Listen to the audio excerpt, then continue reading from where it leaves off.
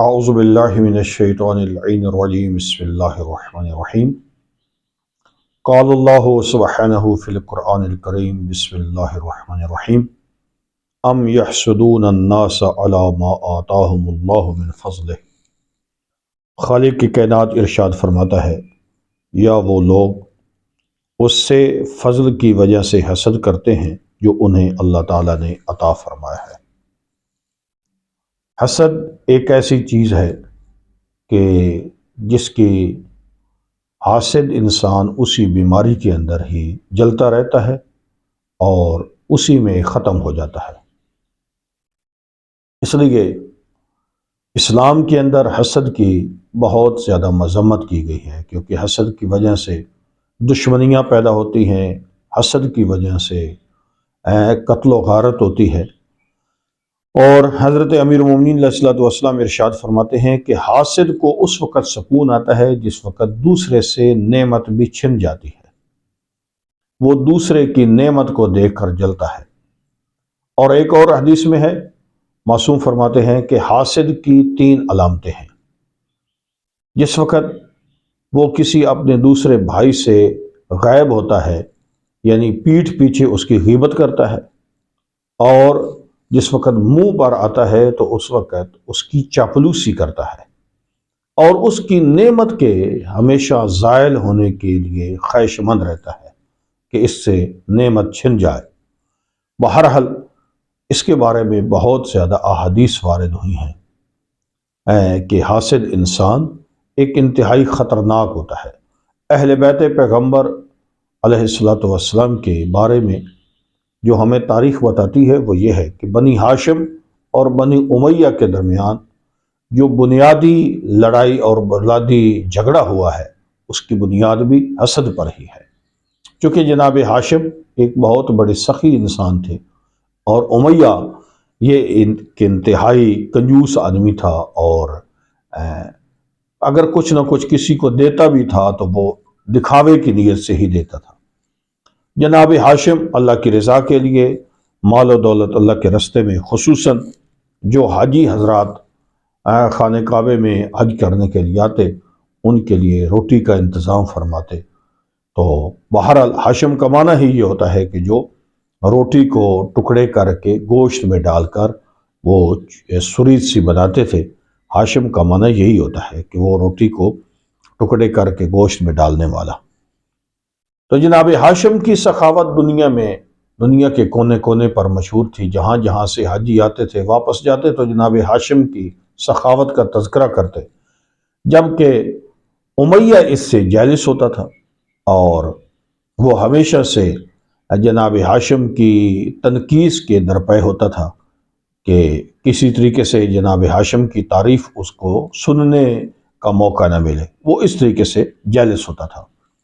تو بہرحال ایک دفعہ ان دونوں کا جھگڑا بڑھتے بڑھتے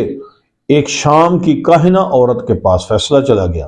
کہ وہ فیصلہ کرے کہ ان دونوں میں سے سخی کون ہے، اور شرط یہ رکھی گئی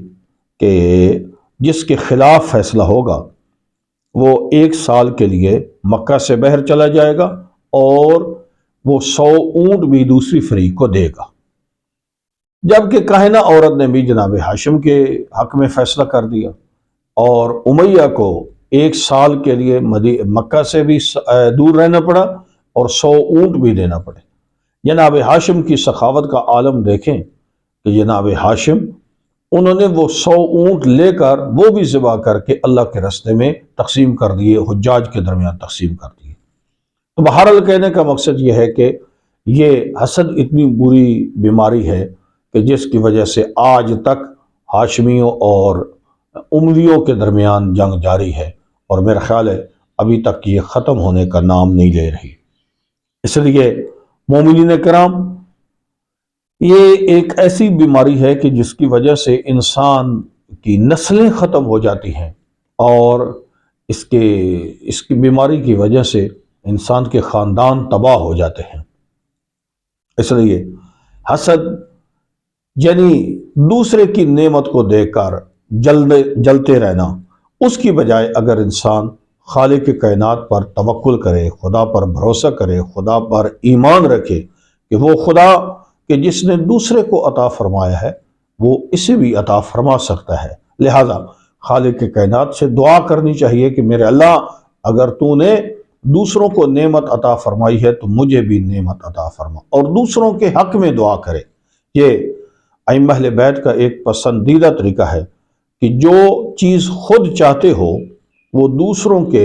لیے مانگنا شروع کر دو، خالق کائنات تمہیں بھی عطا کرے گا۔ اور حضور سرور کائنات صلی اللہ علیہ وآلہ وسلم کو خالق کائنات نے قرآن کریم میں متوجہ فرمایا کہ وَلَا تَمُدَّنَّ عَيْنَيْكَ إِلَىٰ مَا مَتَّعْنَا بِهِ، اے میرا حبیب، جو ہم نے دوسروں کو دنیا کا مال و متاع دیا ہے تو نظر اٹھا کر بھی اس کی طرف نہ دیکھ، کیوں؟ جو کچھ تیرے پاس ہے وہ ان سے بھی کہیں بڑھ کر اچھی چیز ہے۔ کیا ہوا کہ وہ مال تیرے پاس نہیں ہے؟ مال و دولت کی خاطر دوسروں کو دیکھ کر اپنے اندر ایسی چیز پیدا نہ کرنا، کیونکہ اللہ نے تجھے علم عطا فرمایا ہے۔ جناب امیر المومنین علی ابن ابی طالب علیہ السلام ارشاد فرماتے ہیں کہ رضینا بقسمت الجبار فینا لنا علم وللآداء مال، میں اللہ کی تقسیم پر راضی ہوں کہ اللہ نے میرے حصے میں علم رکھا ہے اور میرے دشمنوں کے حصے میں مال رکھا ہے۔ آپ اندازہ کیجئے کہ اگرچہ دشمن علی کے پاس بہت زیادہ مال و دولت، ایک بہت بڑی سٹیٹ کا وہ مالک بن گیا تھا، لیکن جب مشکل مسئلہ پیش آتا ہے تو پھر وہ رومی سفیر کا آنا اور اس کا مختلف سوالات کرنا، اور پھر حاکم شام کا جناب امیر مومنین علیہ السلام کے بارگاہ میں ایک انسان کو بھیجنا اور وہاں سے سوال و جواب کر کے مولا سے جواب دریافت کر کے اور اس رومی سفیر کو بتانا، یہ سارے واقعات بتاتے ہیں کہ حقیقت میں علم، روحانیت، تقوی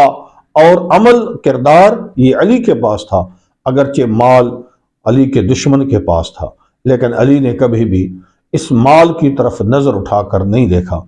اور نہ ہی کسی کے مال و دولت کی وجہ سے کسی کے ساتھ حسد کیا ہے۔ وہ بڑا مشہور واقعہ ہے کہ جناب عبداللہ ابن عباس سے جناب امیر علیہ السلام نے فرمایا کہ یہ میرا جوتا لے جاؤ جس کو جگہ جگہ پیوند لگے ہوئے تھے، لے جاؤ بازار میں اس کی قیمت لگواؤ۔ تو جناب عبداللہ ابن عباس نے فرمایا کہ مولا اس وقت کوئی قیمت نہیں ہے۔ تو جناب امیر علیہ السلام فرماتے ہیں کہ یہ جوتا جس کو جگہ جگہ پیوند لگے ہوئے ہیں، یہ جو تمہاری حکومت ہے، یہ جو تمہاری دنیا کے اقتدار ہے، میرے نزدیک اس جوتے سے بھی اس کی قیمت کم ہے۔ ہاں، میں علی نے جو حکومت حاصل کی ہے، میرا مقصد صرف اور صرف اہل حق کو حق ادا کرنا ہے، جن لوگوں کے حقوق غصب ہو چکے ہیں ان حقوق کو واپس دلانا ہے۔ میں علی کا مقصد حکومت کرنے سے صرف اور صرف یہی ہے۔ بہرحال یہ دنیا کا مال و متاع،